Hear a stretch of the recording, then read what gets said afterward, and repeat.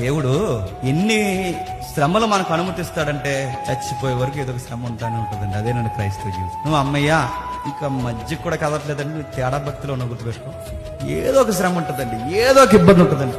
కొంచెం బాగున్నాం అనుకుంటాం, ఏదో వచ్చి మీద పడుతుంది. ఇలా ఉంటేనే మనం ఎలా ఉంటే చెప్పినా కరెక్ట్ గా ఉంటాం, అతిశయించకుండా ఉంటాం. నాకు ఎప్పుడు బాధలు వస్తాయో, నాకు ఎప్పుడు ఇబ్బందులు వస్తాయో, నాకు ఎప్పుడు సమస్యలు వస్తాయో, నాకు ఎప్పుడు ఈ సాతానుగా నన్ను ఇబ్బంది పెడతాడో అప్పుడే నేను చాలా బలంగా ఉంటున్నాను, చాలా సంతోషంగా ఉంటున్నాను, అప్పుడే నా భక్తిలో బాగుంటున్నాను, అప్పుడే నేను దేవుని ఎదుట మనుషుల ఎదుట ఎచ్చిపోకుండా ఉంటున్నాను. ఎందుకంటే నేను చేసిన సేవ మామూలు సేవ కాదు, విశేషమైన సేవ చేశాను. చెప్పుకోవడం మొదలెడితే గొప్ప ఘనకార్యాలు ఉన్నాయి.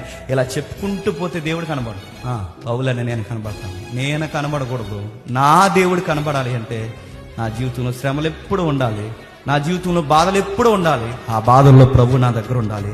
బాధలు ఉన్నప్పుడు ప్రభు కిరీటం వలె ఎప్పుడు నా చేయబడుతుంది.